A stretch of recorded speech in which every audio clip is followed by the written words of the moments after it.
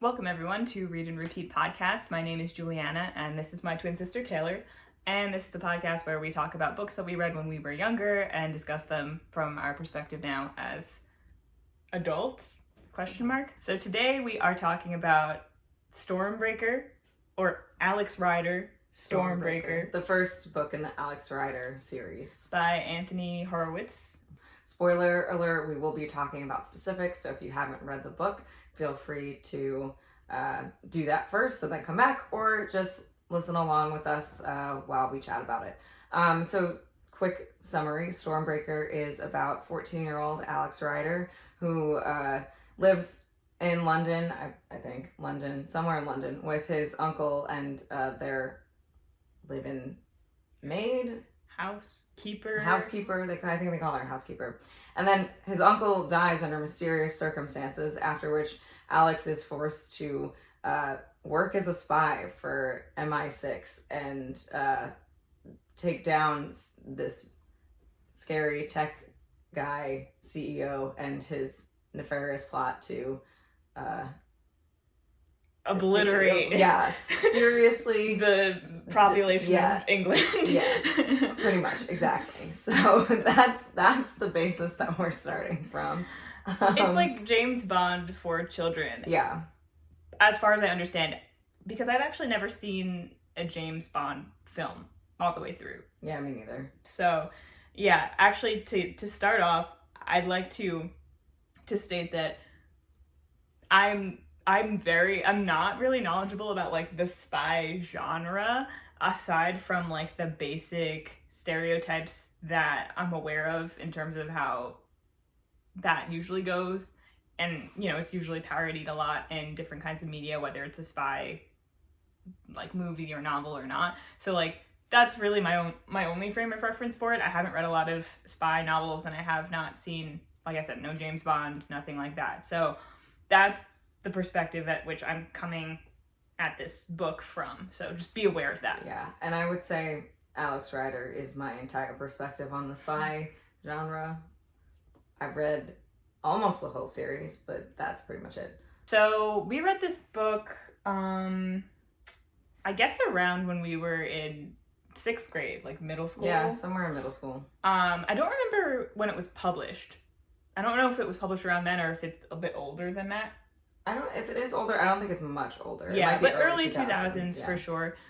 So the first book of the Alex Rider series is Stormbreaker, and that is the one that I remembered the most out of the whole series. I don't think I had read more than maybe 3 or 4 books from the series, but I do remember reading Stormbreaker when I was around 11-ish, and I do not think that I loved it back then. I don't think I hated it, but I think I was kind of ambivalent about it. I remember reading the books because I think you were reading them. Maybe you read them first.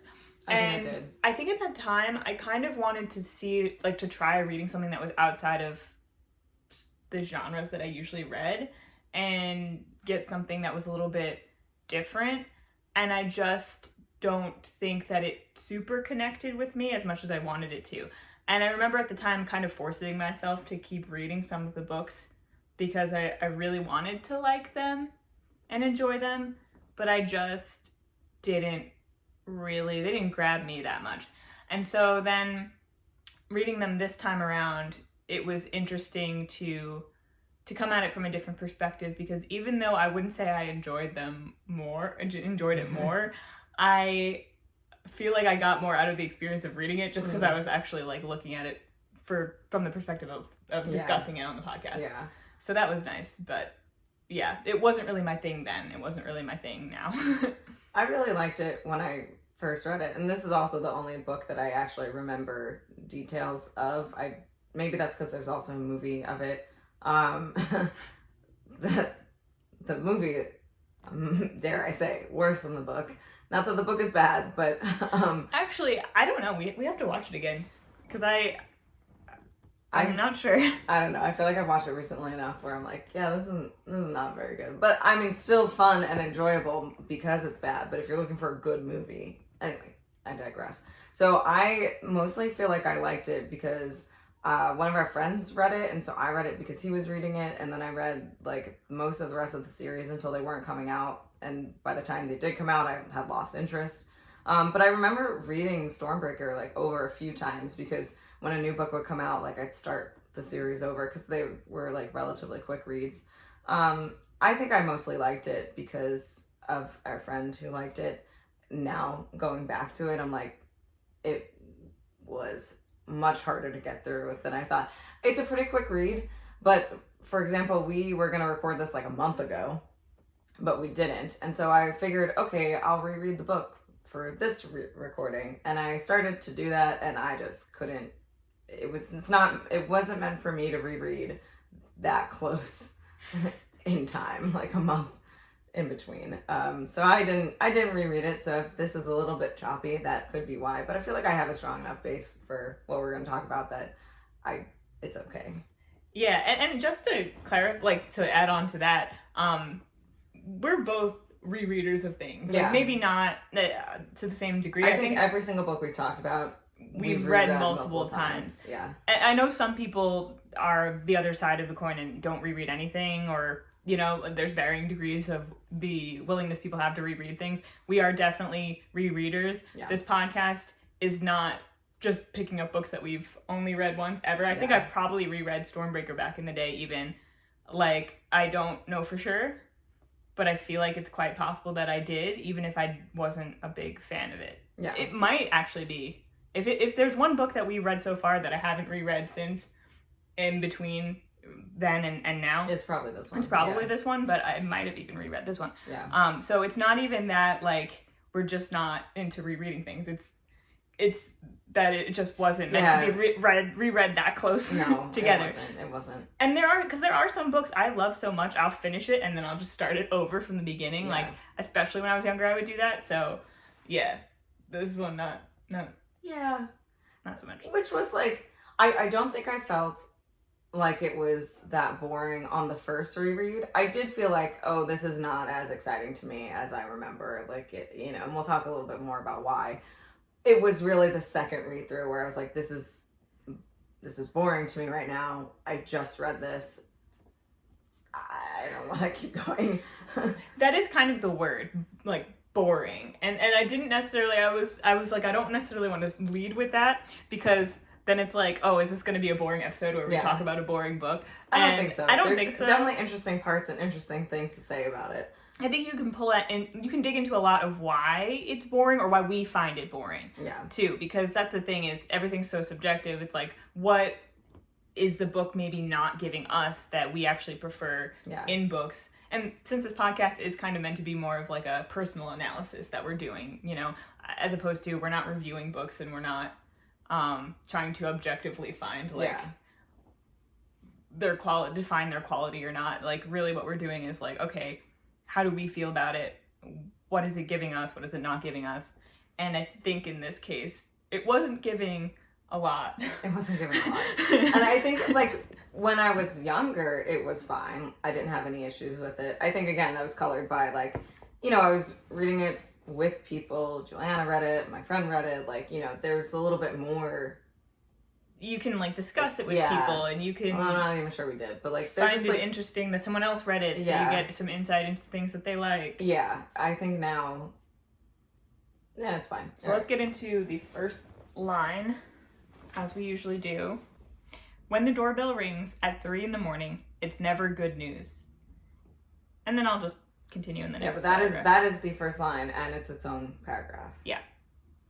Alex Rider was woken by the first chime. His eyes flickered open, but for a moment he stayed completely still in his bed, lying on his back with his head resting on the pillow. He heard a bedroom door open and a creak of wood as somebody went downstairs. The bell rang a second time, and he looked at the digital alarm clock glowing beside him. There was a rattle as someone slid the security chain off the front door. And it basically continues to describe him getting out of bed to listen in on whatever's going on at the front door. And obviously from that beginning statement, you get the sense of foreboding Yeah. that something bad has happened. I actually think it's a pretty good first line. It is a pretty good first line. I think it sets a tone that maybe isn't really built upon No, it throughout seems, the rest of yeah, the novel. it seems like it's going to be emotional, dark, like Yeah. kind of almost gritty. Yeah, because you get the sense, okay, when the doorbell rings at, what, 3 in the morning? Yeah. It's never good news. So you know, okay, someone's probably died. Yeah. Or is missing or something like that. And so, yeah, it turns out that Alex, who lives with his uncle because his parents were killed in a plane crash when he was a baby, is finding out now that his uncle has been killed in a car crash. And so it feels, like you said, like it's going to be emotionally dark, yeah, and kind of gritty. And in the sense that it's a spy novel where a 14-year-old boy is employed by MI6 and like chemical warfare is involved and it's an intense plotline in that way, it is a bit dark and gritty, but it doesn't, the emotionality of it fades away like right away after this part, basically. Yeah, I mean, even though he says he's sad about his uncle's death, he says it. there's not a lot of, so like obviously this is told in third person, yeah, but from Alex's perspective, and it just doesn't feel like it's a distant third person in the sense that you don't feel like there's a narrator's voice that is making judgments on the characters that's almost separate from the characters. Like when it's a distant third person, you kind of feel like the narrator almost becomes a character in a way. It's definitely not that. It's not that. It's a close third person, but we still don't get a lot of insight into Alex's like thoughts or his feelings or his psyche. Frankly, actually, I think the most attachment we see is to his bike. In a very one or two throwaway lines where he's riding his bike to somewhere. Oh, he's riding his bike to school, I think. And he's, he's thinking about like how sad he'll be when he outgrows it. I don't even remember that part.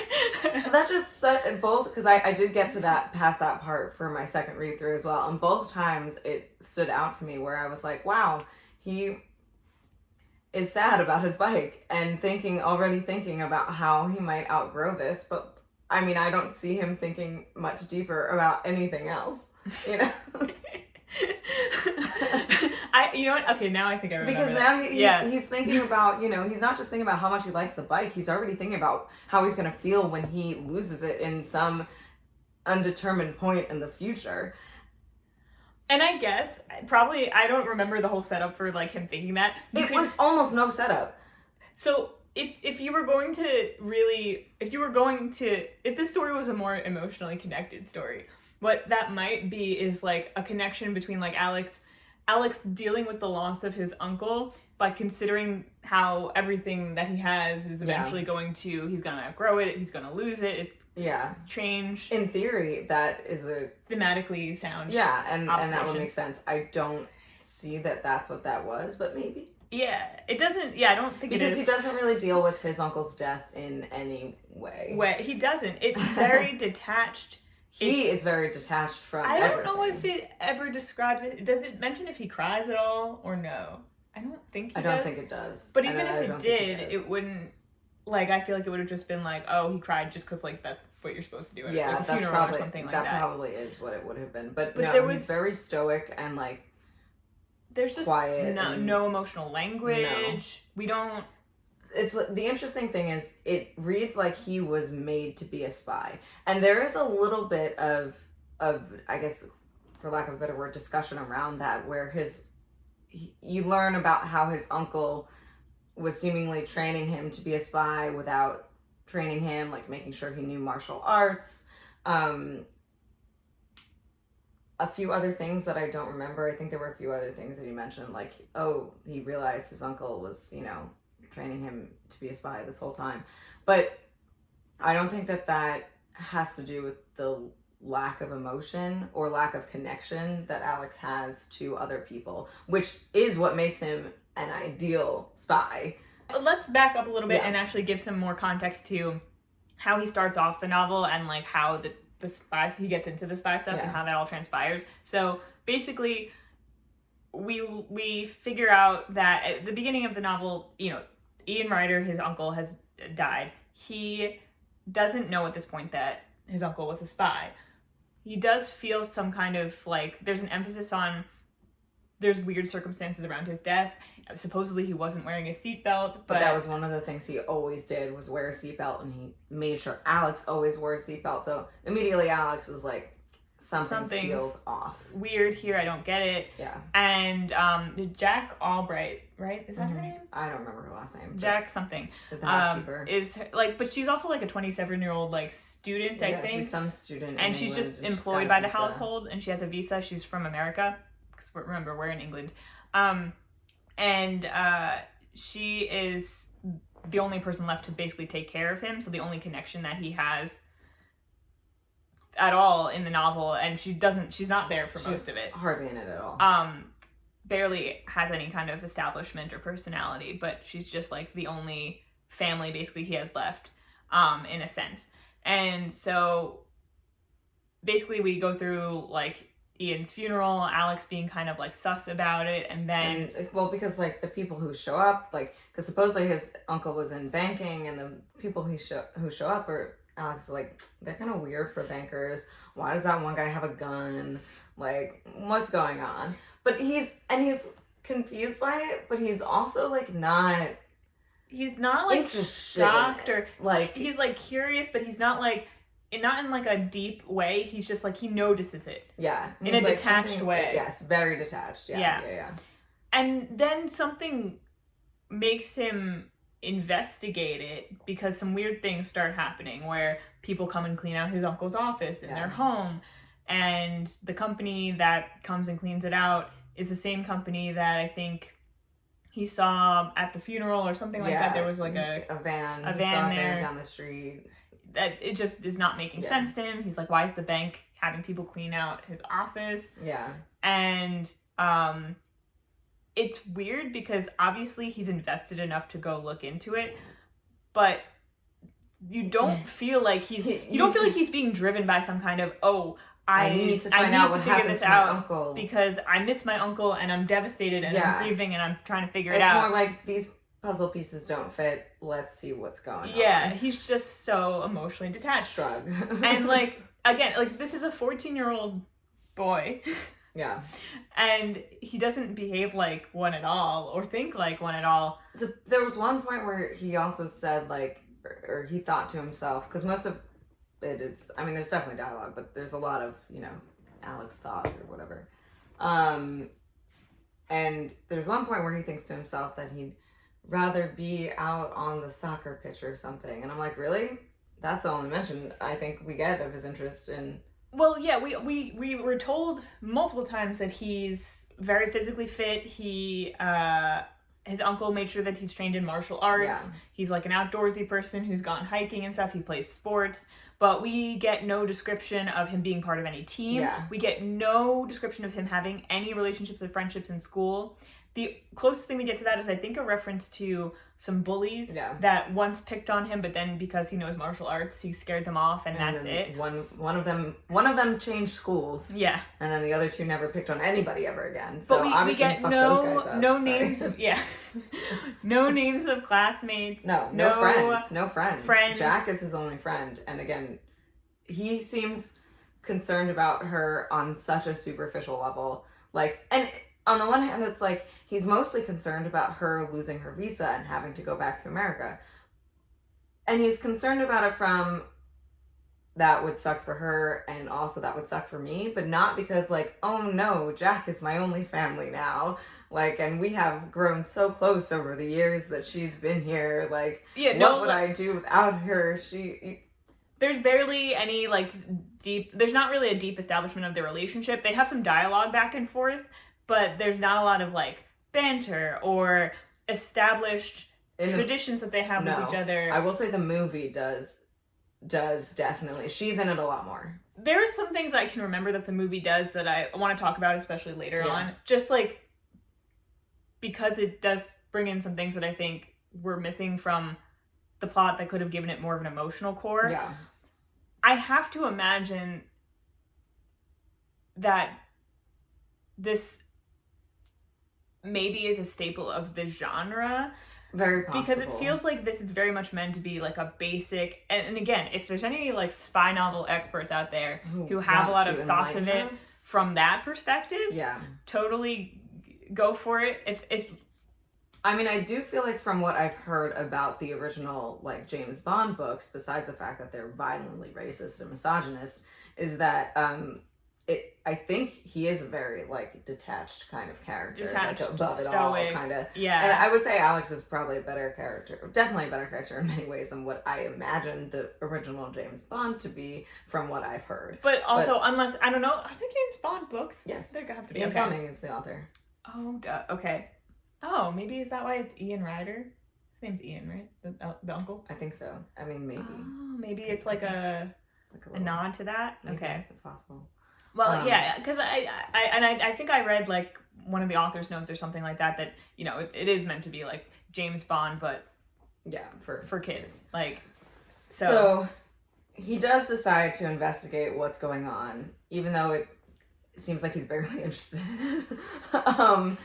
Or he's not emotionally invested in it, at least. In like anything at all. In anything at all. But so he goes and he tracks down his uncle. Like he's like, okay, where might my uncle's car be that he was driving in when he got into this accident, right? And so he was looking through a phone book, which definitely dates this book, which is pretty funny. I didn't like, that's not something that like stood out to me, but like as I'm saying it, he's looking in a phone book. I'm like, yeah, that's pretty funny. So Alex is looking through a phone book and he's trying to find some name that might indicate to him like, well, he's looking for a junkyard that's gonna be close to the area of the accident, but then he sees a name, Stryker and Sons, which is the name he saw in the van and somewhere else, that was associated with like the bank clearing out his uncle's office and all that. So he was like, this is the one I'm gonna go to. Sure enough, he bikes over there, he finds his uncle's car, and that's where he sees, oh, those aren't like that didn't get crumpled or anything. It looks fine, like the car. Actually, there are bullet holes on the side. His uncle is killed by bullets. And so now he's like, well, that's not what the police said. That's not what the bank said. Why are they lying? But then before he can think about it too much further, and this is maybe the part of the book that gets me the most, is he hears someone coming. So he jumps inside the car, and then while he's inside the car, it's picked up by a claw and dropped into the thing that's gonna like the compressor thing that's gonna crush the car. Yeah. And so like he's getting crushed by this thing, and like I will say this is the most tense point in the book, I think, because I'm like, he's dead. Like this kid, I think maybe that's what it is. Every point after this is like his ghost. Because it doesn't, like, first of all, when it gets, like, the claw picks it up, it gets crumpled enough so like his leg gets stuck. He can't even feel it.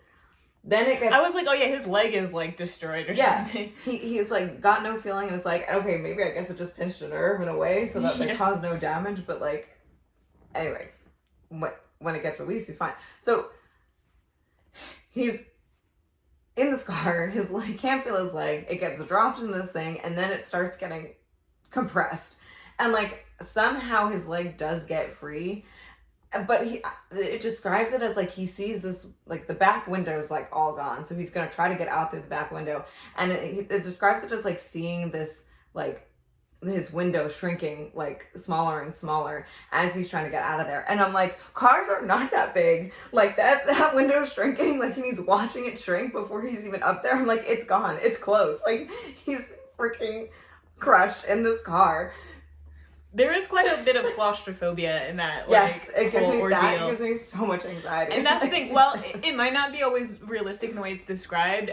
The fact that you felt something in that scene and can passionately describe it, maybe that's one of the stronger I definitely think so. I think there are a few points of tension, or, you know, okay, I'm sure he's gonna get out of this, but what's gonna happen? Like, you know, they're in the action. Yes. And so yeah, I feel like if there's anywhere, and maybe this is obvious, that this kind of novel would be more focused on the tension and the action Right. than on like The the emotions and the character development. And maybe we are just used to reading a lot of books where the characters have a lot of emotions. yeah, and that's the focus. And that's where like there was sometimes a temptation to be a little bit kind of like just sprinkle my nose a little bit at like the lack of emotionality and like the how shallow the story feels at times. But I don't want to be that harsh because I also know it just might not be for me. And it might not be what I'm looking for in a story. And now I do feel like there are some aspects we'll discuss later on that are definitely open to critique. Yeah. And I think do come down to maybe a more simplistic story that's happening here, that there's expansion that could be done. It could be a better story. It could go in deeper. I think it could do a lot of things better. But like at the end of the day, I also just think it's not giving what I usually want to get from a book. Yeah. Yeah, and we'll get, like you said, we'll get more into things. But I guess for now, we'll continue along our meandering story. So from there... Well, he gets out. So he gets out of the car. He manages to like... He does, by some miracle that, you know, does think not his way through and like, oh, I can, you know, whatever. We get the idea that he's he's a very physically capable and intelligent person. And he can, you know, he manages to get away by the skin of his teeth, and I think people witness him like getting away or something like that. One of the men, he sees the guy he remembers from the funeral who had a gun, who was with the bank people, and so that guy sees him and does shoot at him, but he gets away. Oh, he fights them, doesn't he? Does he? Yes, he kicks the guy in the chest, and it causes him pain a couple days later as well. So like he like is able to quickly, you know, fight them off with his martial arts skills enough for him to like run, get on his bike and go. And like they don't follow him and it's fine. But at this point, that's what now the bank has him on their radar. Yeah. And so let's like fast forward a bit and talk about MI6. So eventually all of this, I don't even remember if something else might happen, but... Wait, we're going to talk about the flagpole thing. He gets called in to the bank office, and he still thinks it's a bank at this time.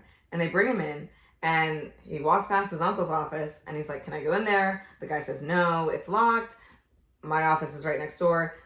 That guy gets a phone call, like 2 minutes into their conversation. He leaves.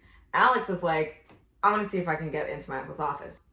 Door's locked, just like they said it would be. So he goes back into the guy's office and is like, I bet I could get there from the outside. You would think, oh, maybe there's a ledge you can crawl along and then go in through the window. Apparently not. Apparently there's not a continuous ledge because he has to jump to the flagpole.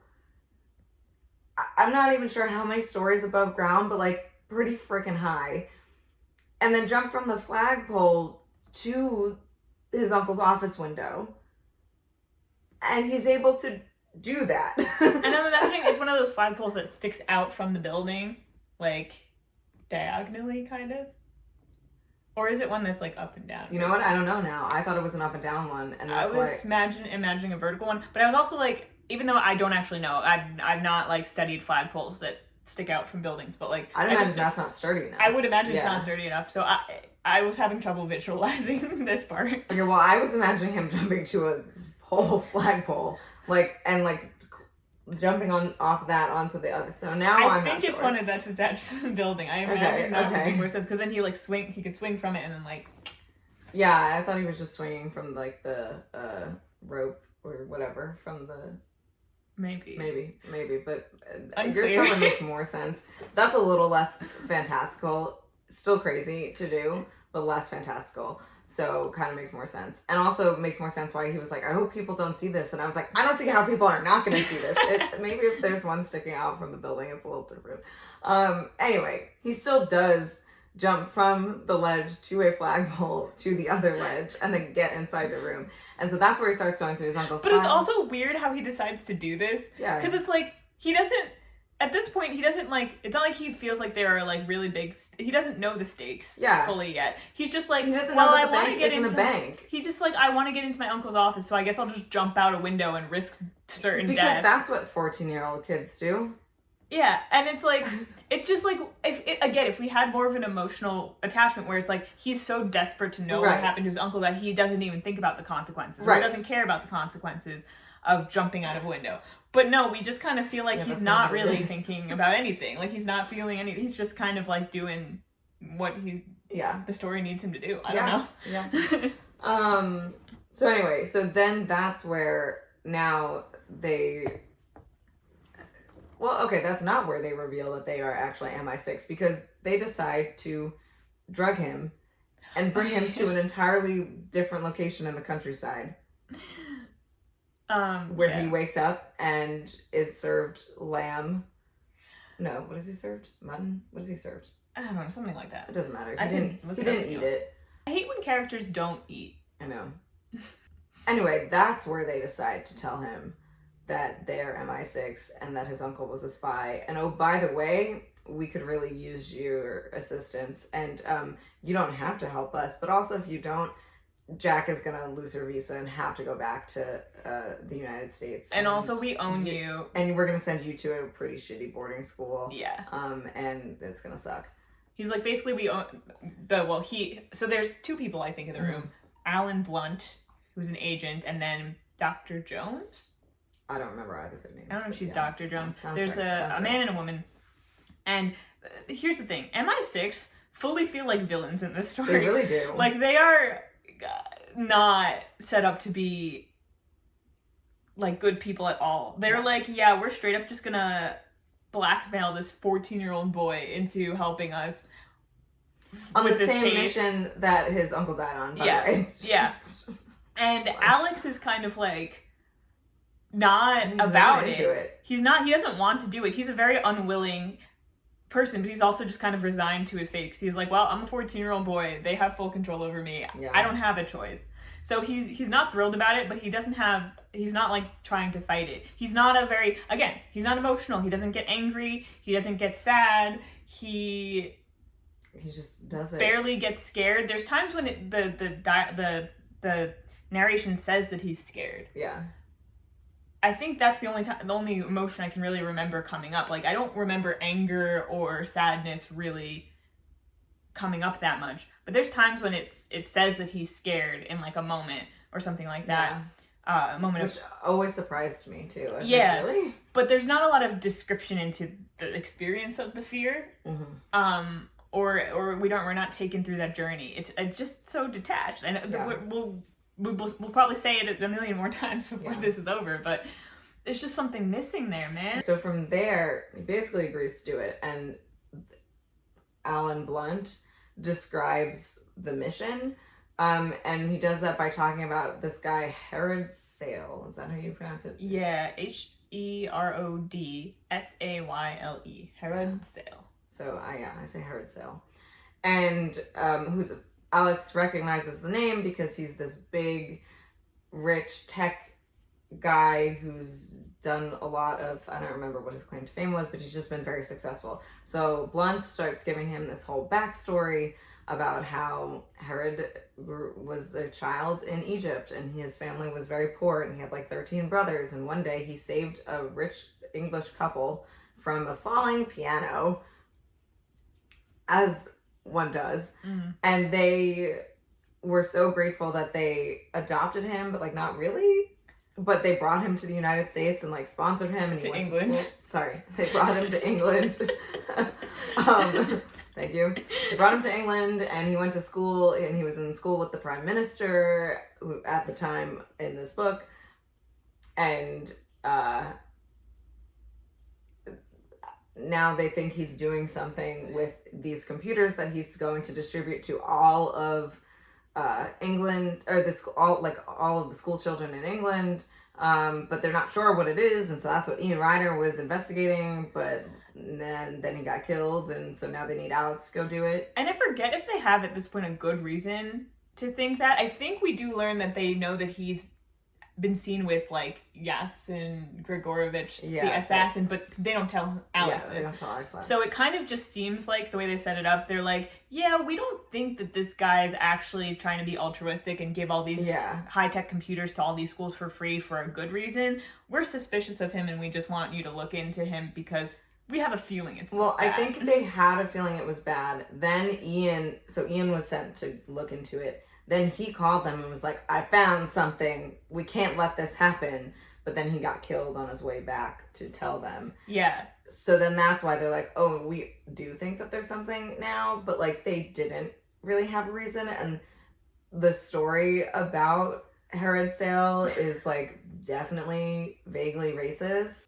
There's a lot one could say about how it's set up. But even from the first, like, it gets worse. It does get worse. But even from that first setup, his story just feels like a cartoonish example it's of definitely a cartoonish example of what British people would imagine poor people in other countries to be. Also, like, just falling, I mean, not even, like, saving someone from a falling piano just feels like such a cartoonish story, you know? Like, it doesn't feel like a very imaginative story, so it just feels like very surface level. Yeah. And I think that... And the way that they're telling it, too, is like, this foreigner who came over is so successful, something's off. Like, this foreigner who came over is not trustworthy and couldn't possibly be altruistic and actually want to do something. Spoiler alert, his plan is actually very bad and very evil. Like, make no mistake. Yeah, it actually is. But they had really no reason to know that, you know? I think, it feels like when we meet Herod Sale for real and his character's more established, he really does end up feeling like a very cartoonish stereotype of a villain in a way that it comes across as racist because, honestly, intentional or not, it does feel like the classic spy, like maybe like James Bond, like classic thing of like making just shorthand for making someone from another culture a shorthand for the other. Yeah. And that happens with his sidekicks too. Yes. They're all the way that they're described, the traits that they have. It's just the very basic, like, shorthand for other that you see in a lot of, like, from what things I've heard about, like, James Bond movies, like, it's just like those stereotypes that you don't necessarily, like, the author might not have even put a lot of thought into that and what that means because it's just how that was often portrayed. Yeah. And which is not to say that makes it okay, but it does feel like that's why it feels like there's not even a lot of thought put into the characters, why it feels very surface level and just kind of cartoonish. But we haven't met Herod Sale yet at this point, so we'll talk about him a little bit more. Yeah, I don't know how much we need to talk about the training camp because it shows Alex's character as like a good person, I think is the intent, because he gets MI6 trains guys, like, I think it's all guys. I didn't hear anything about any women. There's like only 3 women in this book, and 2 of them are pretty not great. There's actually, they talk about the reason why they want to send a 14-year-old boy in. Yeah. Instead of, like, another agent.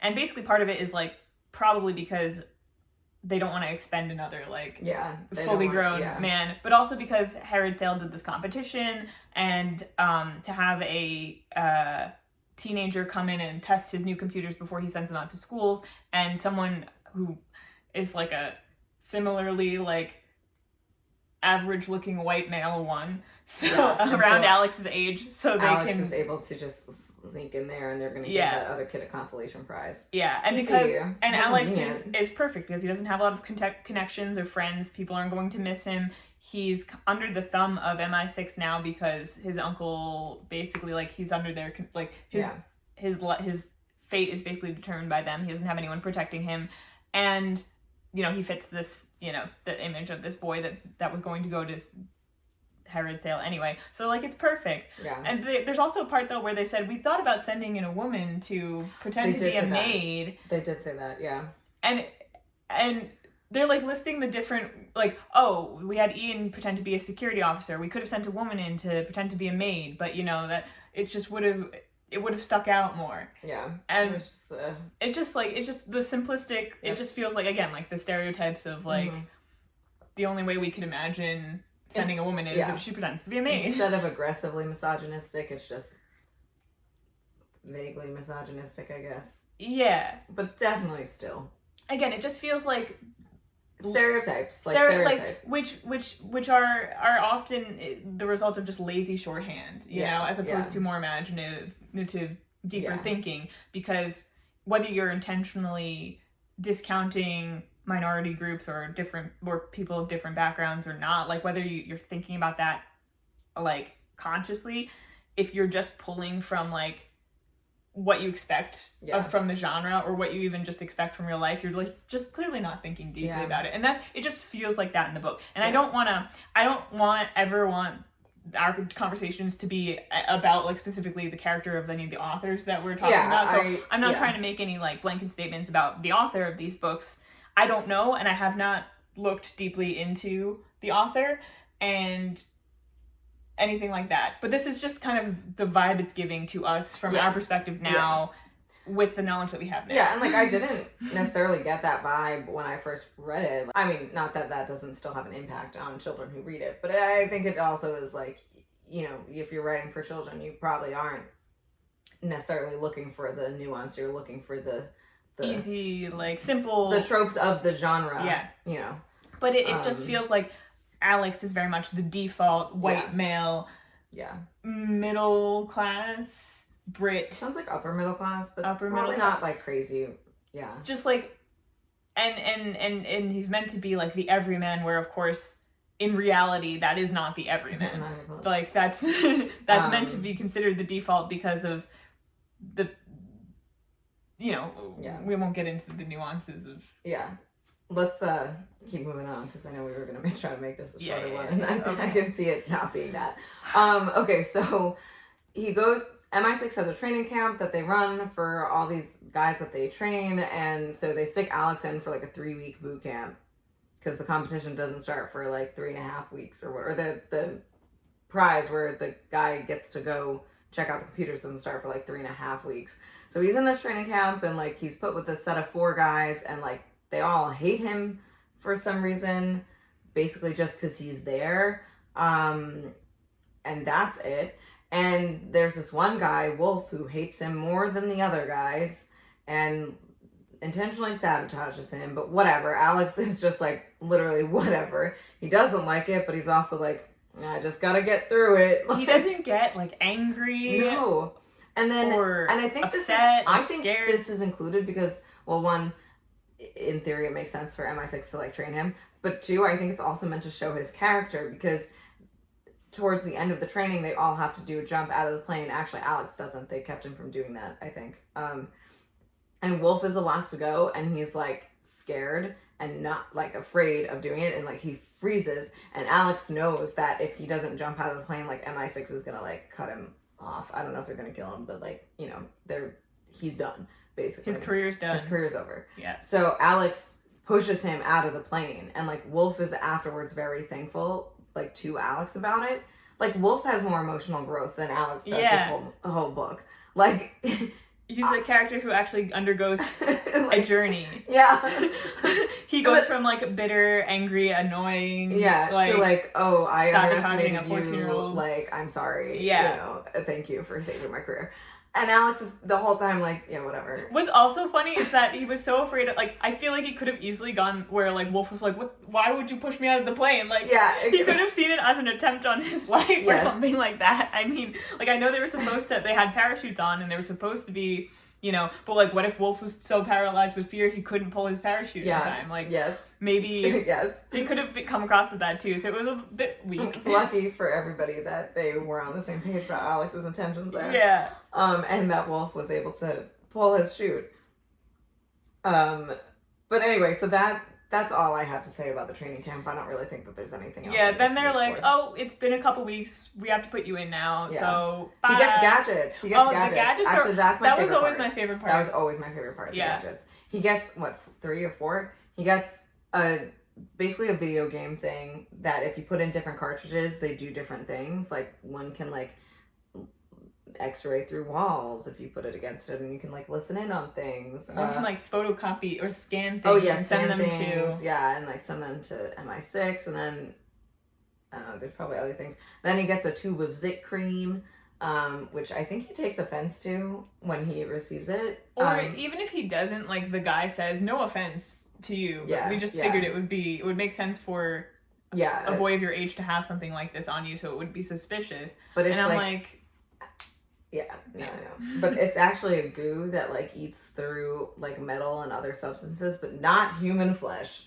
So you can put it on your finger and, like, put it on something and it's gonna, like, do its thing. Which I think is pretty dang cool. Yeah. What else is there? Oh, one of the cartridges is a bomb. So, like, you can only use it once. Yeah. And then I think he's also got, like, the yo-yo. It's a yo-yo, but the string is just, like, super, super strong. Yeah. So he uses all of these things at least once. And he's disappointingly unimpressed by, like, all of them. He doesn't For care. Real. No, he doesn't care at all. And I'm like, whoa, that's so cool. And that's, again, it's one of those things where it's like, you feel like as the reader, you're supposed to think, oh, that's super cool. But then he doesn't think it's cool. And you're it's like, supposed to be, like, above it all. Like, he's not only, he can't get angry or scared or upset or whatever, he can't even be, like, excited or interested or curious. He's making me feel bad for being excited and interested and curious. You get the sense that he's just supposed to be so above it all that, like, even the reader feels bad for, like, thinking things are cool, like, because he's too cool for school. Literally. Because he's also not in school during any of the... He's in school the one day that we see him before he goes to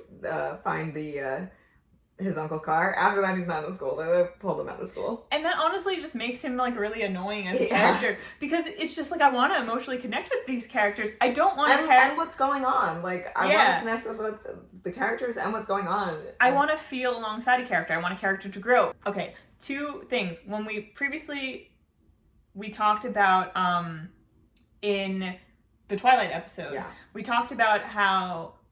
sometimes people think Bella is a really bland character, and there's also a thing that sometimes people say to defend or to explain characters who seem very bland as characters you're supposed to insert yourself into and create your own idea of who they are. That's, like, your identity, so that you can identify with them and then, like, be the character in the story. And how I don't know if people actually do that out there, but it's not how I read, and I prefer to have a character who's well established as their own person, so I could experience them and how they think and how they feel and connect with that, because it otherwise might seem... it feels disjointed. It feels, and it just, like, there's nothing for me to connect to. I don't want to be the character. Yeah, like, I'm not connecting to the story specifically. I'm connecting to the character going through the story. And especially because... there is sometimes a feeling of, like, a character like Alex is supposed to be the everyman, but he's not. He's a white, upper-middle-class British boy. And most of the people in the world... who's had tons of access to things like martial arts training and other things. So it's like, actually, most of the people in the world who could potentially read this book are not actually that. Right, so in theory, it would make sense for us to be living vicariously through him, rather than watching him experience the wonders of a zit cream that can eat through metal. But that's what I'm saying, is, like, you can't really live vicariously through him without the connection. Yeah, that's what I'm saying. Without being brought into his world as, like, okay, this is a very specific person, a specific perspective. Instead, it's almost like we're supposed to just understand his perspective automatically. Which and I don't. Because we're not that. Yeah. And they also don't even explain, like, there's no backstory far enough in his childhood to explain how he became this way, if this is the way he's supposed to be. Like, you know, that's one thing. Like, if I've seen his progression, that could change how I feel seeing him in this scenario and not reacting. Like, I can understand why he's not reacting, but I don't understand why he doesn't think any of these things are cool. Exactly. It feels like almost like it ends up being condescending to the reader. Mm-hmm. Because it's like, are we not supposed to think this is cool? I don't, you know? All right. And the other thing I wanted to reference is we also talked about in multiple other videos, but also I Am Number 4. Oh, yes. The idea of specificity making a character feel more real and more well-rounded, and how we felt like that story was lacking some of that, and it was also lacking some emotional attachment in some ways, but not for lack of trying. Yeah. I think the difference between this story and that story is that story was trying to forge an emotional connection and was trying to establish a character. I just don't think it necessarily... It wasn't the most successful, but I think did a good job of it. It still brought me in more emotionally. Yeah. Because you could see that it was there. Mm-hmm. But this novel just cuts that off completely and doesn't even try to approach it. And again, it might be a convention of the genre, but in that case, I would say I'm not interested in reading any other novels of the genre because what I want from a story is a character I can witness, I can grow with, I can experience emotions through. Yes. And this is just not that. And it's just not that. No. Okay, so now I think it's time for us to move to the actual mission, which is he gets sent to Herridsdale for like, I think he's got like 2 or 3 days. Yeah, it's very short. To figure out what is going on. And I think they gave him instructions, which he definitely ignores at like if he thinks he's in danger or something, then like to tell them and they'll get him out, but he definitely ignores that. He ignores pretty much anytime anyone gives him instructions, he just ignores anybody. Them. Yeah. Including Herridsdale, like this guy that, you know, is potentially and is an actual like scary evil villain. Like, yeah. Okay, Alex, it's fine. So immediately upon showing up, he meets Herridsdale. We get a description from Alex. Are you gonna read? I wanna, yeah. We get a description of Herod from Alex's perspective, which goes completely in line with Mr. Blunt's description of Herridsdale in terms of its, you know, I don't want to say racist qualities, but I am going to. It's a little uncomfortable. I'm just still looking for it. Really quickly, because I just scrolled through it. I'm looking through the book right now, and the chapter where Alex gets his gadgets before he goes on his mission is called "Toys Aren't Us." So because he's so above it, he can't get into it. There's no other reason to title it that. The only other thing I can think of in terms of like why Alex refuses to be impressed by anything is because I think he is bitter about MI6 like trying to control his life. So, I mean, like, yeah, that's fair. But again, it doesn't go in as much on. It doesn't go in enough on his internal thought process and emotions around that to really feel that connection. Well, one of the other things that happens immediately upon Alex meeting Herridsdale, besides it's getting his description, is that Alex introduces himself as Alex when he is supposed to introduce himself by a different name. And so Herod is immediately suspicious and is like, what? I thought your name was whatever. And Alex is like, oh, no, but my friends call me that after the soccer star I like. And, yeah. So he's doing great. He's doing great. He's an excellent spy. Excellent spy. I mean, to be fair, he didn't want to do this. And he is, yeah, like... But, like, that says to me, maybe you're not taking this seriously enough if you're immediately going to forget your cover story name. So, a few notable things, aside from that, around his introduction to Herridsdale.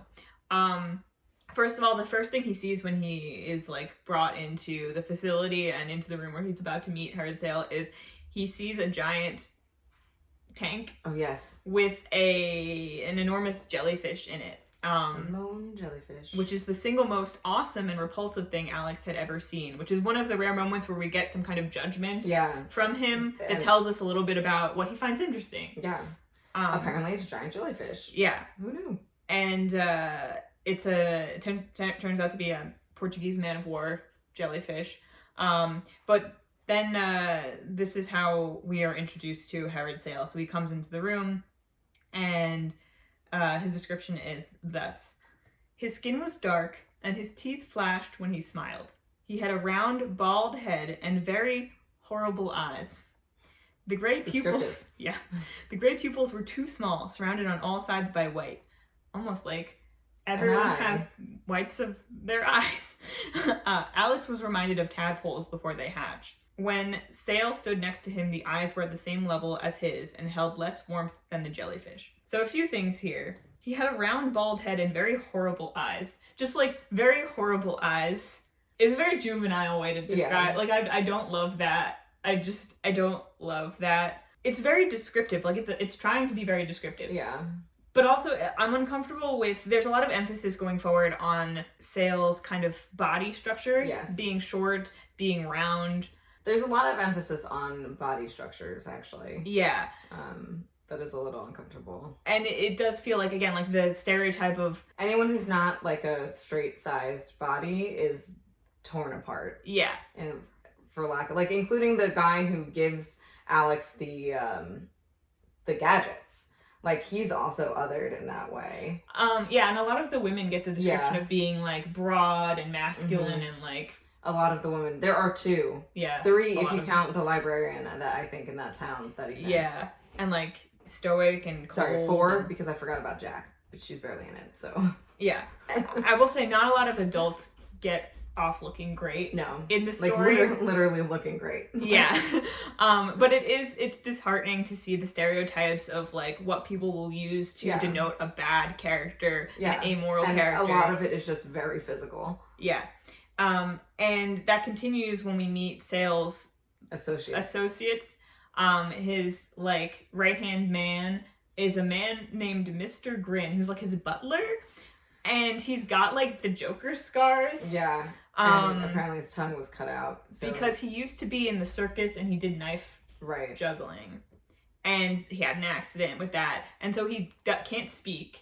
And he's considered, like, it's hard to look at him. And again, it's, like, the use of disfigurement as something to denote other. So we have... dark-skinned man. A dark-skinned man from Egypt who is the villain of the story, and an associate with scars on his face. Call him a henchman. A henchman with scars on his face who can't speak.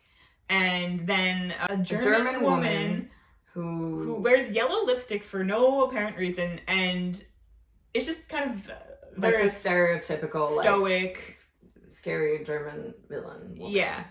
And so hair pulled back, and it's just, again, it's like, it's offensive in the way that all stereotypes are, but it also just feels like it's just the conventions of the genre at the time were this. These were the people who were always the villains. And they are. And they are in this as well. Yeah. And so it's not great from either a writing perspective or just the perspective of... Or a reading perspective. A reading perspective. Yeah. So, okay, so basically... I don't know how much detail we want to get into his various little, like, missions that he goes on within this mission, because he gets around a lot.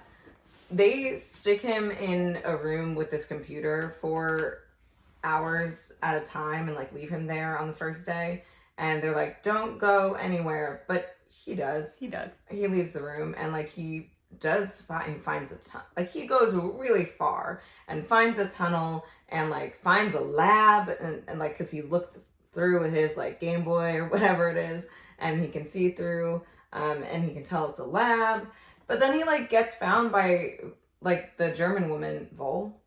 Yeah, his name is Vol. He gets found by her, like, so far away from where he was supposed to be, and he's like, I was looking for a bathroom. And, like, she knows that that's not true. Like, I don't know. Yeah. He's just, like, so nonchalant and, like, kind of a little rude when he's, like, trying to cover his tracks. I'm like, dude.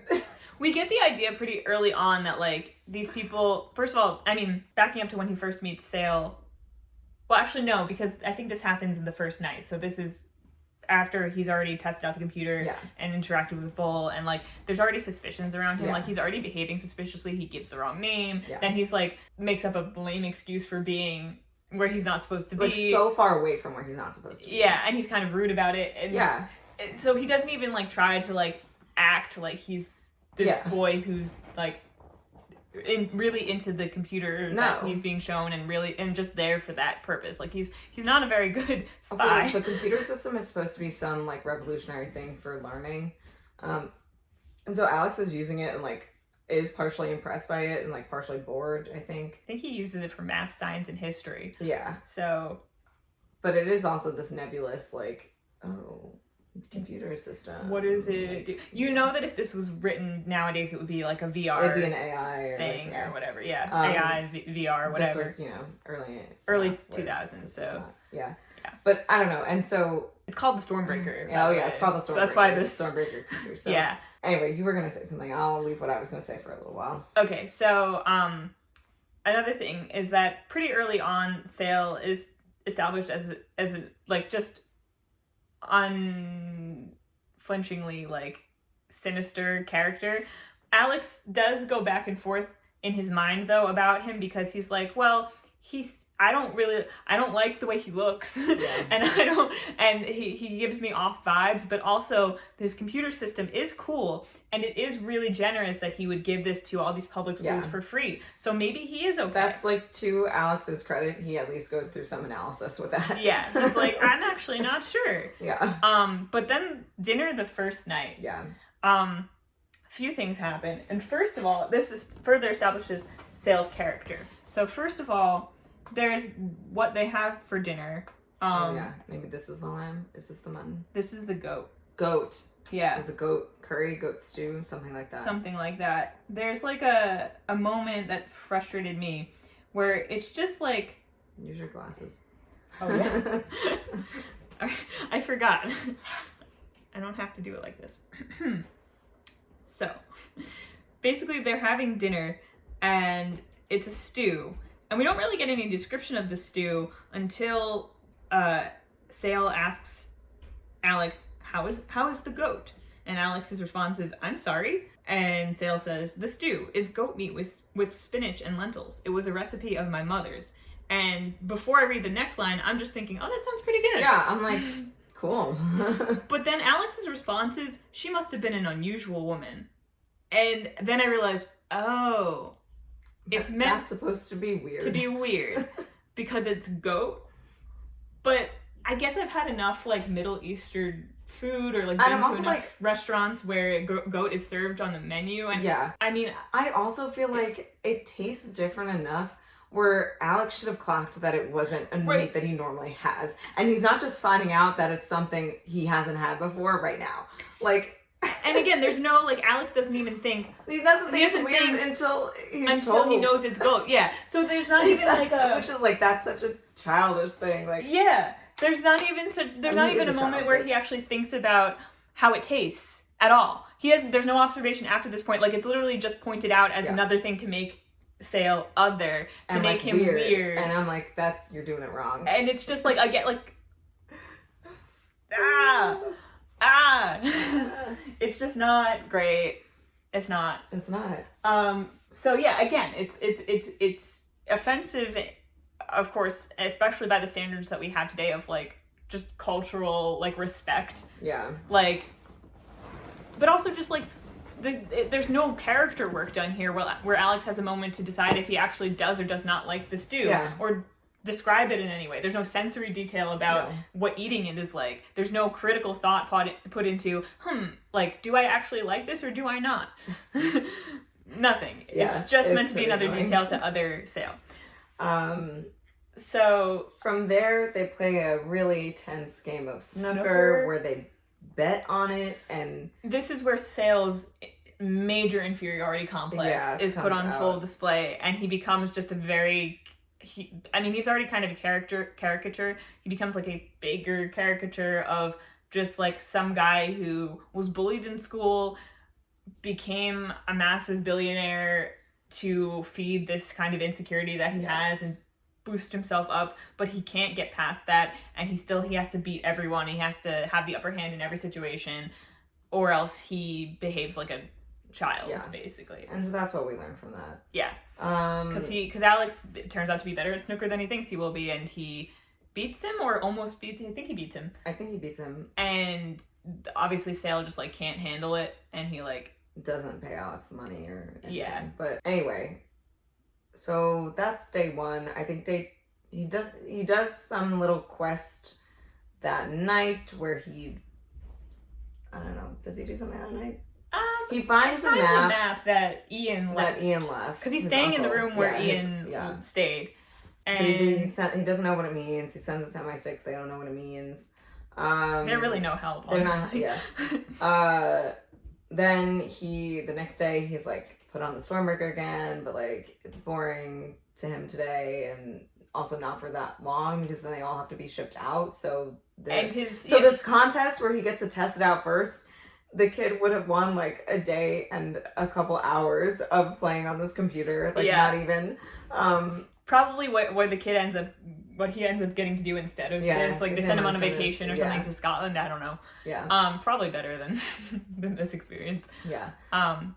But yeah, it's just like, I think at this point, Alex's perspective on Sale is pretty negative in terms of like, okay, he's shown his true colors. He's not really a mature guy. I still don't know what's going on, and he's like witnessed some things and overheard some things that make him more suspicious. And obviously there's the map that Ian gave him, but he still doesn't know exactly what's happening. And I don't remember the sequence of events, but he sneaks out and sees Vol and the Mr. Grin guy. There's both. Vol and Mr. Grin are like out getting a shipment, but Alex can't tell what it is. But like he sneaks out and he's able to like see them receiving the shipment, and he sees a guy drop a box, and everybody's like so scared. And then that guy gets shot. Who shoots him. Yeah. And at this point, I think Alex knows that Yasin Grigorovich is an assassin. He's seen like his picture. Yeah. So he sees Yasin Grigorovich there, and he's like, that assassin is there. Why? Which was like MI6's main tie to, okay, Horrowitz is sus because he's been working with Yasin Grigorovich. And we find out as the reader, because there's some asides where like we're from the perspective of like the other MI6 agents, that Yasin actually was responsible for maybe Ian Ryder's death and maybe his parents' death. But Alex doesn't know this yet. So, and he sees the guy drop the box and everybody's scared, and then Yasin Grigorovich is like, the guy's like, I won't do it again. And Yasin Grigorovich is like, you won't, bang. And like, that guy's dead. Yeah, so like that happens, but I don't think anyone sees him. He gets back safely. I think Yasin Grigorovich is my favorite character. Okay.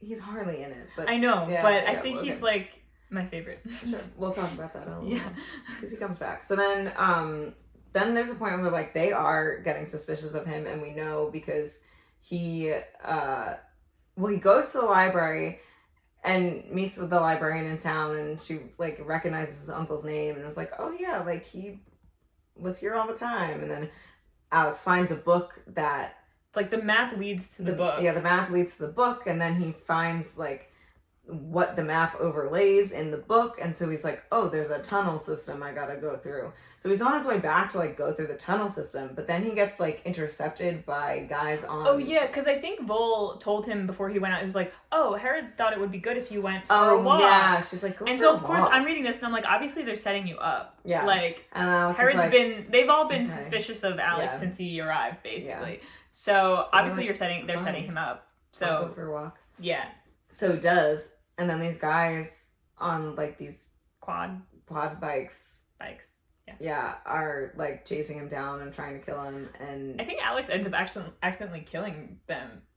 At least one of them. There's a couple moments where it seems like in an attempt to get away from people, Alex inadvertently kills people, but it's like made so that like usually like their own incompetence ends up getting them killed, or like the circumstances align. Like he has zero feeling about... Well, there's only a moment or two where he has the opportunity to directly kill someone, and I think he refuses to do that, like pull the trigger on someone. No, but like he does not have feeling about inadvertently causing death in an attempt. Like not even like oh, I'm glad I survived, but like, oh my god, now that person's dead. Which like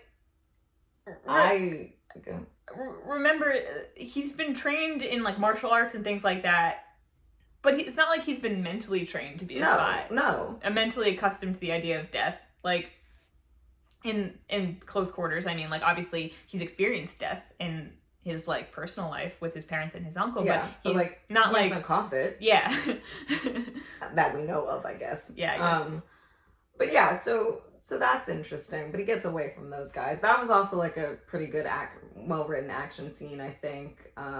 Then comes like one of the most tense things where he actually goes in the freaking tunnel system. He's got to go underwater. Like this his is uncle where we get some of his fear. Yeah. And I was like, same, dude. Like because he's going through the tunnel, it's super, super dark. Then he comes to this point where like it's all water. His uncle had like left a wetsuit that he used, and it's freaking cold. And Alex is like, he's got to basically hold his breath underwater and follow a string that his uncle set up and like hope he makes it. And he doesn't know where it's going. He doesn't know where it's going or how long really he's gonna be underwater. So he just does it. Yeah. And this holding your breath underwater thing comes up again. Not too long after. But yeah, so like he makes it through, and then he gets into the lab that he'd found we mentioned it earlier, Vol found him outside the lab. He was like looking in with his Game Boy and whatever. He finds his way into the lab, like that's where the tunnel leads. And so then he starts to realize like what they've been like manufacturing in the lab. Yeah.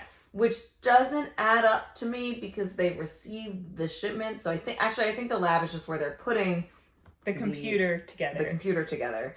And in the computer, they're inserting smallpox, a specifically manufactured version of smallpox that is really quick and will infect you and kill you instantly.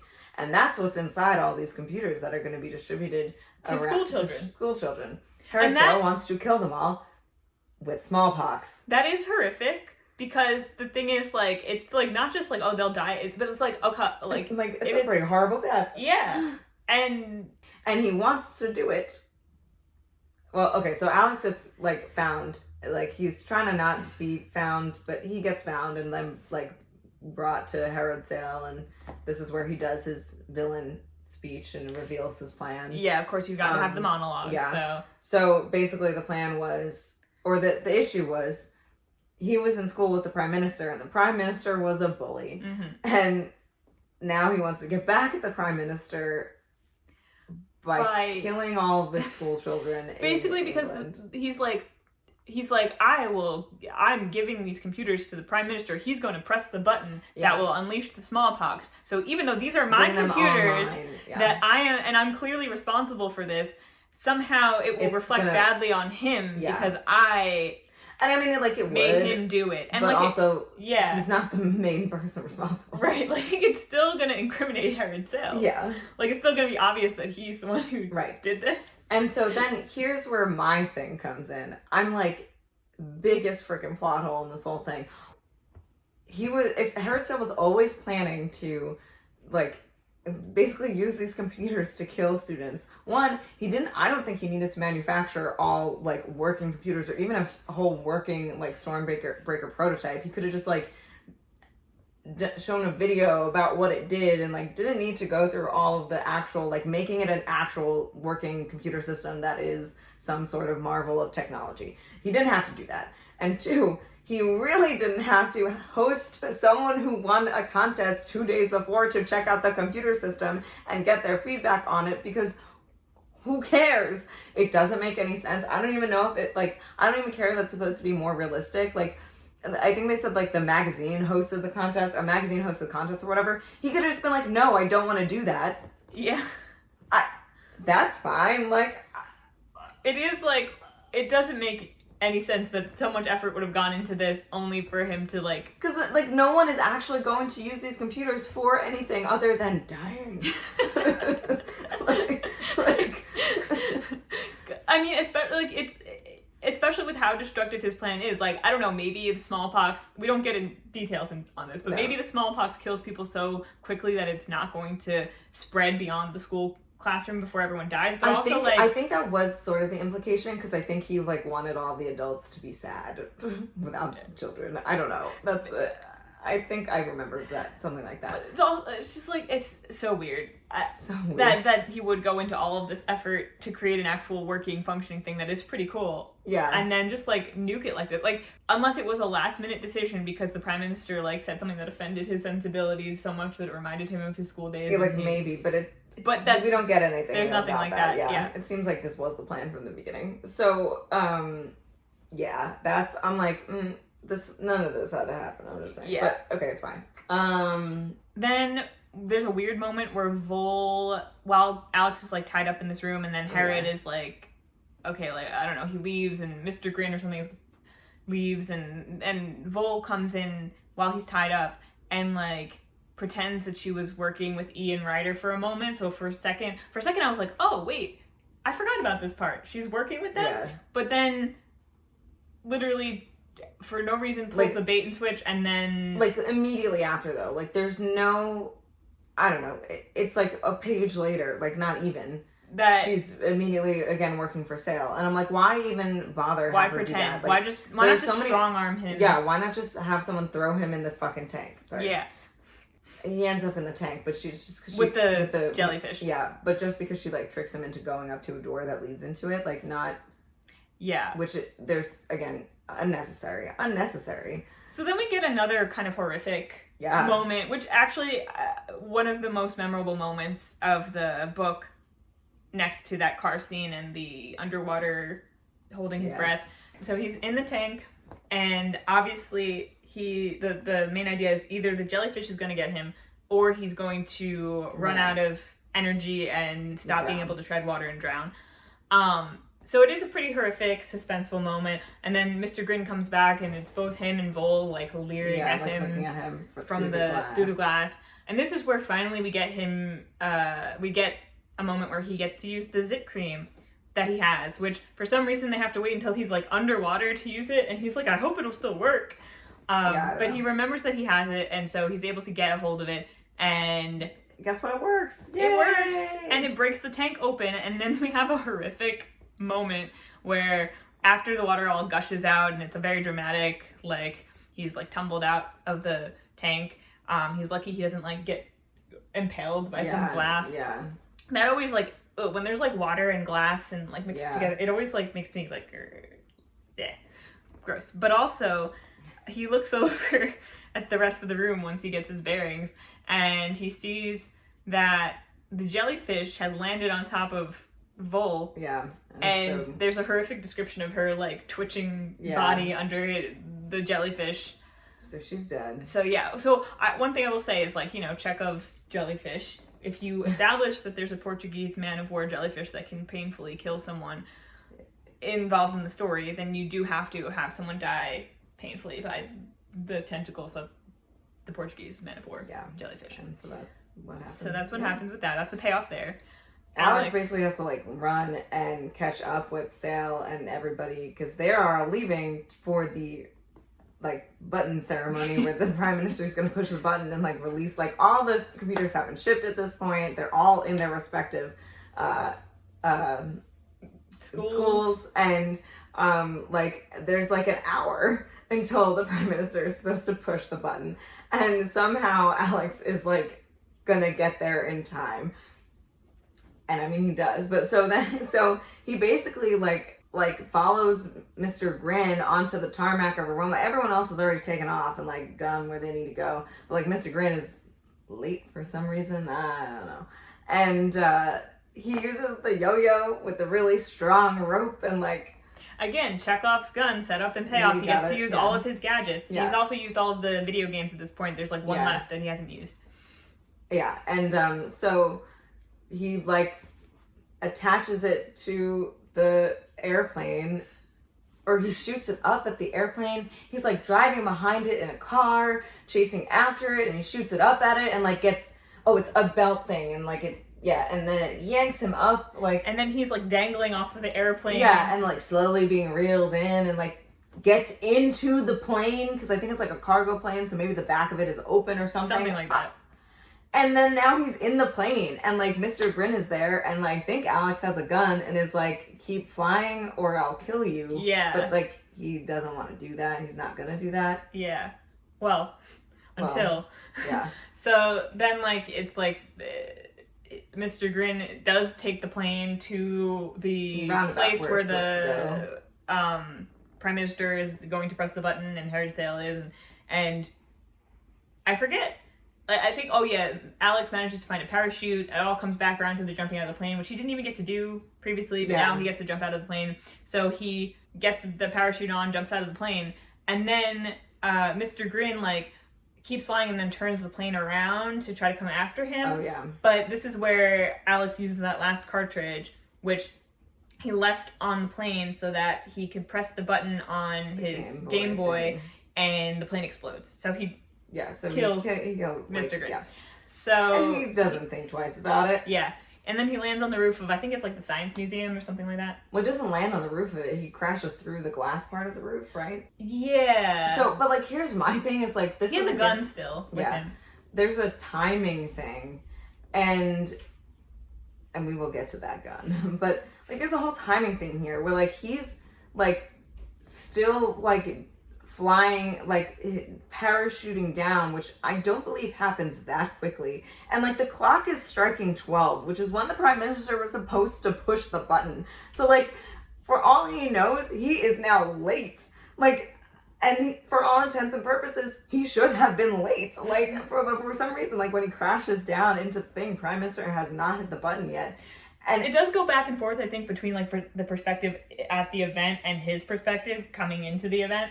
And so you have that moment of like Herod giving his speech and being like, and this is all the responsibility of the Prime Minister here. He is responsible for this great feat of technology that we are giving to schools. And and I sure do remember our school days, and they were great. And the Prime Minister is like visibly confused by this. It's like, okay.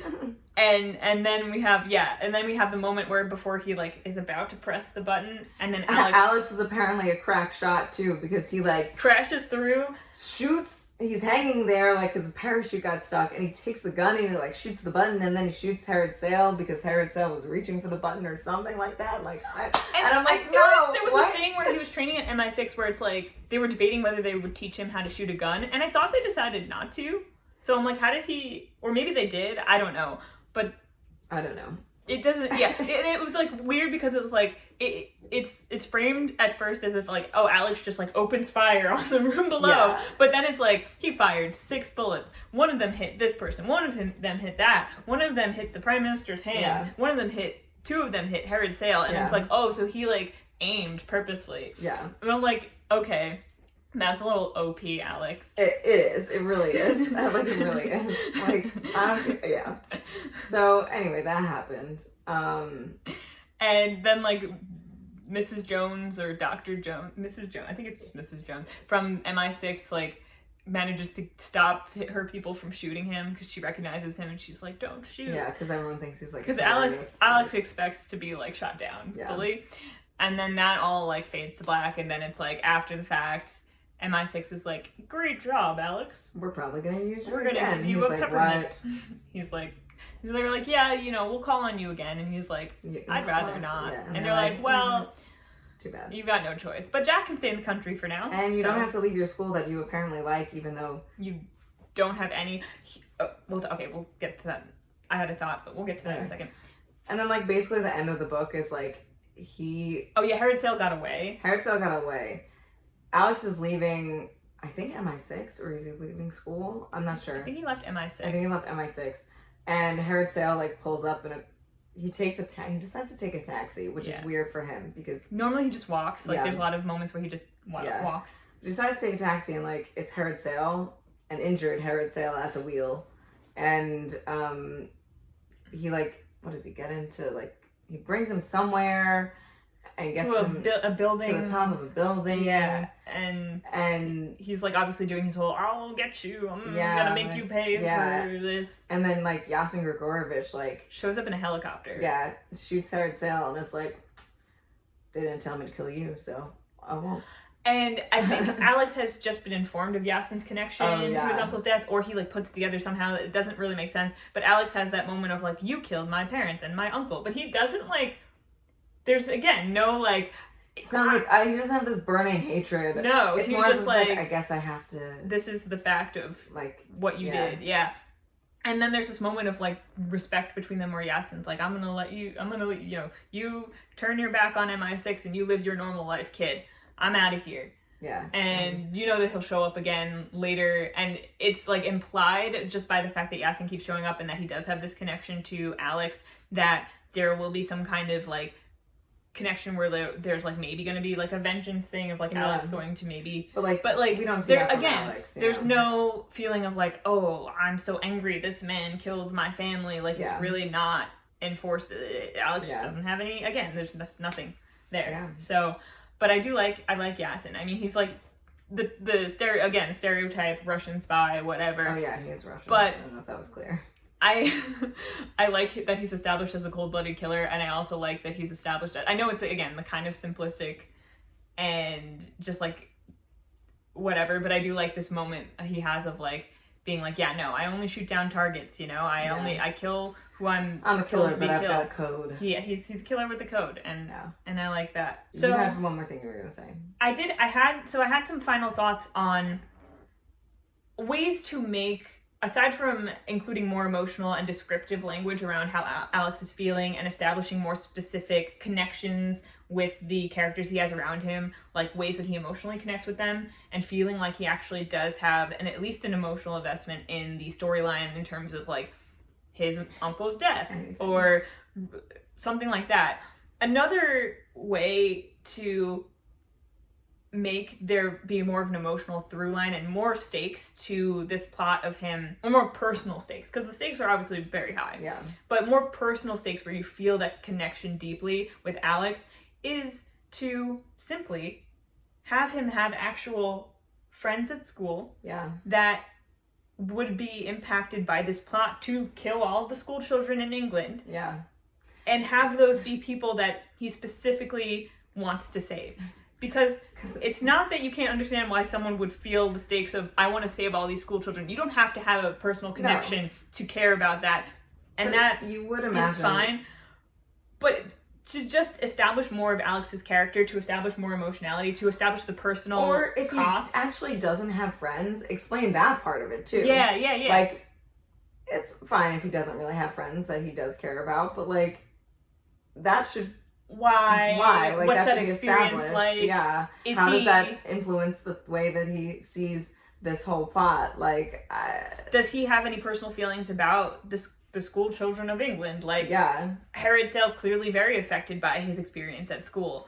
Alex is very disaffected. Like, and it's almost like I don't think this is like a conscious like thought on the part of the author or anything, but it almost feels like having emotions bad, detached, detachment, emotionless guy, good, like kid, good, like, and I think there's something to, obviously, like, you don't want to be someone who's so embittered by their experiences that you can't let go of this bullying that happened to you years ago, and you have to carry out a genocidal plot, right? Like, but I think being a completely disaffected, like, unemotional teenager with no connections to anything whatsoever, that, like, except for his bike, maybe it just is, it's not realistic, but it's also just like not fun, it's not interesting, and like emotions aren't bad, like they exist in the human body and like experience for a reason, and like there are ways to experience them and go through them that don't lead you to becoming a genocidal maniac. Like they're not the root of all evil. We could see Alex could be used as like a foil for Sale, where like he even also has experience with bullies. We could see how he's like overcome that and like had a different experience in Sale, and like has connections with his classmates despite obstacles, and like, you know, but no, and so that's where you could create a more emotionally interesting and dynamic character, is by, again, like, and therefore story. The simple way would be having him have actual connections with other students in his school and have friends and people he cares about, or even having like only just like negative connections with people, where he maybe has those bullies that maybe he actually does have an attachment to in some way, where he can understand Sale's perspective, but then he's like, no, that's not right. That's still wrong. You know, like, that's still ridiculous. How could he want to do this? You know, and just make him a more fleshed out character. And again, like every character we've described has kind of either been a caricature. I think Alex is almost kind of a caricature too, in his way, where his detachment is cartoonish. Yeah. In a way, because it's kind of unbelievable, and so again, it's just no character really gets fleshed out. And this is the first book, but it does feel like it's set up to be a serialized thing, where it's not really built around the character development. It's built around what kinds of antics the characters get up to, what kind of situations the characters get into, and so it feels like the author could easily continue the story without much development from Alex. But that's not to say that there isn't. We have only really done first books up to this point in our podcast, and so there have been times when we brought things up that we maybe have problems with books that might get resolved or might get elaborated on or addressed in later books. I don't remember if this does actually. The only thing, because this is also a fine standalone book, like you don't need to like continue it sets it up for there to be more, but like they're gonna be, you know, story of the week, not or mission of the week, not, you know, if there is any through line, it would be character development, but I genuinely cannot remember. Or the through line would be like him chasing down Yasin Grigorovich, which I think does happen. But again, I can't remember, and I don't remember the outcome of that. And I actually, one thing I do remember is I think one of the books introduces a girl that he knows that's like his only other connection to another character that like... That might be the case. Is outside of his spy life, where I think what I wanted to bring up with like the movie is that it brings her into the movie. There's like, I think in like the fourth book or third book, there's this girl who we don't even get to meet. We don't even get to like witness him meeting her. It's just like someone that he already knows that shows up to be relevant to the plot briefly. Yeah. And I remember like I was so excited by that because I was like, oh, finally a connection, like a friend, sort of. But I don't even remember it being that deep or that well explored. And in the movie for Stormbreaker, they bring her character in as someone he already knows to have this weird thing where she plays a role in like bringing him. It's kind of shoehorned into the story, to be honest. But I guess I think they're trying to do what I want them to do, which is establish more emotional connections for him. And again, Jack is also in the movie more. Like, she has a whole character, and you can see their relationship, which is nice. And like, you know, there's some things that the movie does better. Yeah. But anyway, any other final thoughts? I mean, I feel like there's plenty more we could get into if we were aficionados of the spy genre, which we are not. I think ultimately it's a fine read especially if you're into action. If you're looking for something obviously with more emotional drive, this probably isn't the book for you, but it's a pretty quick read. So. And with more depth too. Like, if you're really not looking for depth and if you're just looking for a quick action read, it'll probably go for it. Do what you want it to do, but if you want anything deeper from it, it's just not there. And I will say, it's the kind of thing that makes me frustrated as a reader when I'm in the moment with the book. But again, I think this is the book that out of all of them, aside from the first one where there was a lot of like sort of problematic things we could go in on, like we talked about that with this book as well.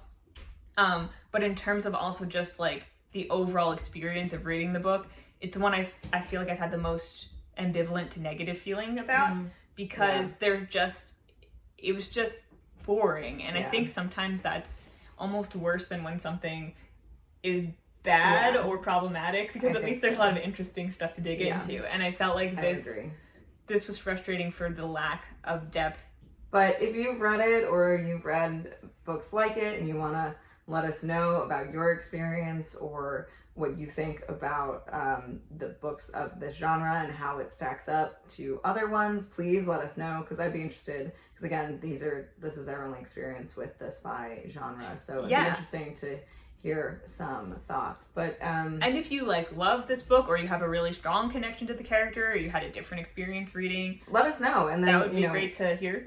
We'd love to see some more information about that, or even more in-depth thoughts about some of the things that we found problems with, or things that you feel like we didn't talk about.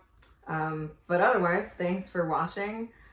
You can find us on Instagram at Read and Repeat Podcast, so you can keep up to date on what we're putting out and find out when we release our next one. We're on Spotify, Apple Podcast, YouTube, Google Podcasts, wherever you're listening to or watching this on, and then more. So. And probably by the time this episode goes out, it will be into the new year. So Happy New Year. Yeah. And New Year. Hopefully it's a good one. Yeah. Thanks for watching or listening. Bye. Oh, okay. Do my timer. Okay. Fuck. I don't want to do it. Okay, just do it. One thing every day that scares you. This is that one. Introducing the podcast. Give you. Okay. In this first adventure, he has to take down a tech guy hell bent on chemical warfare because of a childhood vendetta. All right, let's do this over. Okay. We always have to get it out of our system. And we also have to do a spoiler warning too. Oh fuck. Okay. This is my twin sister Taylor. This is the podcast where we talk about books that we read when we were younger, and we discuss them through the lens of our adultness. Sure. And oh, thank you. I could have just used the version Just on my so phone. everyone knows, I can't see. Neither of us can see a thing right now because we're trying to avoid the ring light issue. And I forgot my contacts. Of having glasses and having a ring light. It's really annoying when you're editing to see the ring in the glasses. I'm sure there's a way to avoid that. I don't know of it. We're just not doing that right now. Yeah, we're just trying it out, so we can't see a thing. Okay. So, to start out, I am reading this from my laptop right here. I don't know why I did that. That's like a product placement for HP. And you just said it too. All right, maybe